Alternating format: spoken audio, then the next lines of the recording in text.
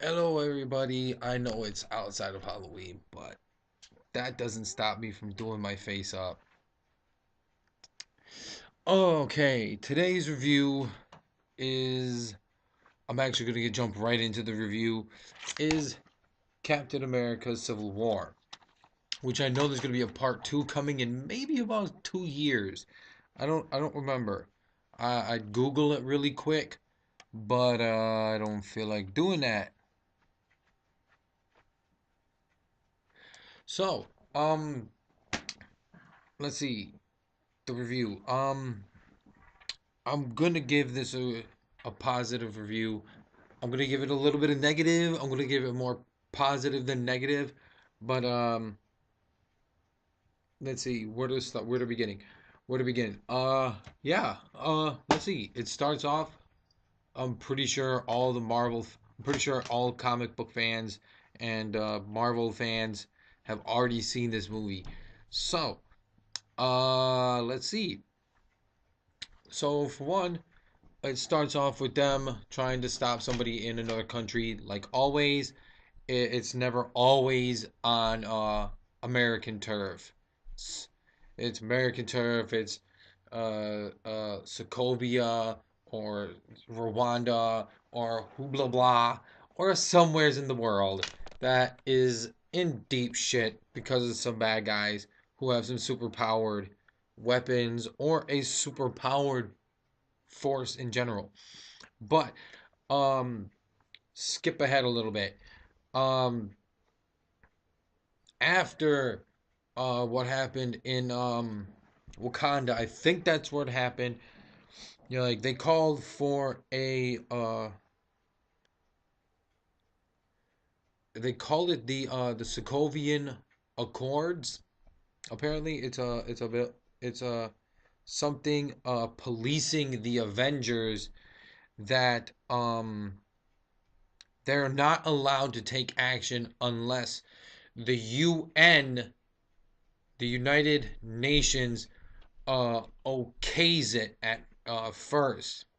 So that means if it's something that's like going down, they gotta sit. They'd have to sit around until the UN says, "Okay, go in and do your thing."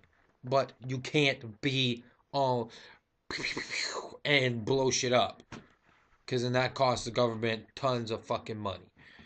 But skip forward.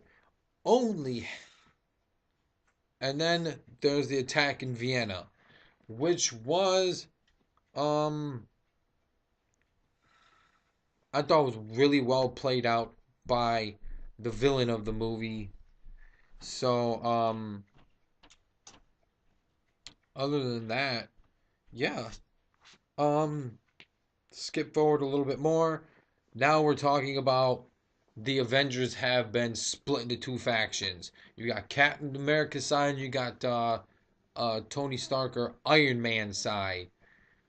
And Iron Man side has Spider Man. Yeah, I honestly thought they would have casted the guy who was playing Spider Man from the Amazing Spider Man movies, but apparently they decided to go with a different guy. Not saying it was a bad choice, but it was kind of a good idea. You know, like a fresh face on Spider Man, a younger uh version of Peter Parker where he had only been Spider-Man for 6 months, like he said in the movie. He said he only been had those powers, and he didn't even reveal to Tony Stark where and how he got the powers, how he got his spider powers. I like the fact that Tony Stark was kind of like, you know, like racking on him about his about his costume and how his aunt. That is dumb. That is one thing I wanted to bring up. Peter Parker's aunt wasn't this hot young, like late 30s, early 40s, woman. His aunt was late 50s, early 60s, or even mid 60s woman, or even early 70s.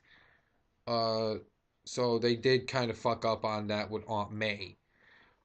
But Aunt May really didn't find out about his abilities until later on. Off subject. But back on the subject, fast forward, and now we got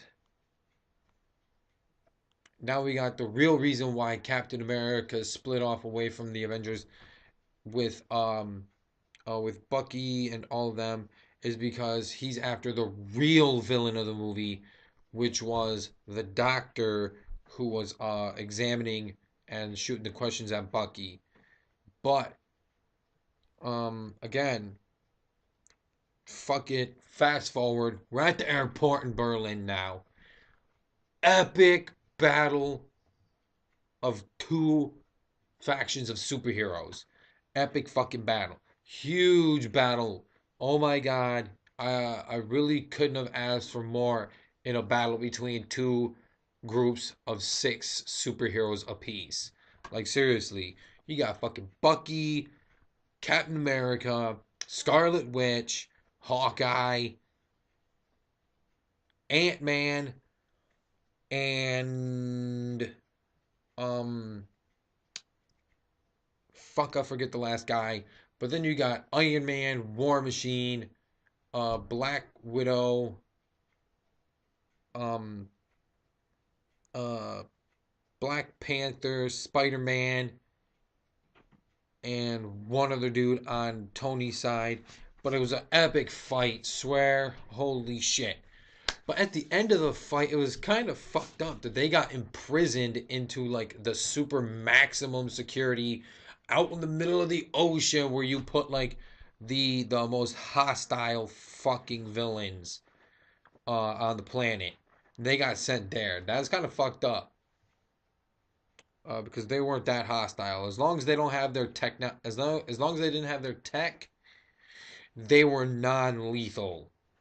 They could have just threw them into a regular fucking prison or even just a super max or just a maximum security prison, but they didn't do that. Um, skip further. Now you got Captain America. He's already on his way, following the dude. Zemo finally catches up to him. Him and Bucky finally catch up to him in Siberia. He finds out that the other five um Winter Soldiers had already died in their sleep, and Tony finds out about it and follows them there, and he joins up with them, and then finds out that the original Winter Soldier, Bucky, killed his parents, went ape shit, and everything else has happened, and then not gonna spoil the end of the movie. If you've seen this, you already know the end of the movie. If you haven't seen it, go get it out, take it from your library, borrow it from a friend, or fuck that shit, just go out and buy it.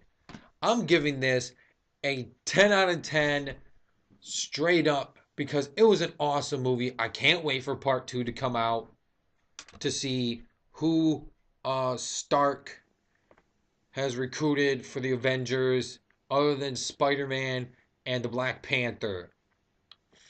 Because he's already got Vision, he's already working on he's already got Rhodes working on walking again with his artificial legs. I'm Virus. This was the review. Go and watch this movie. And I'll see everybody in my next review.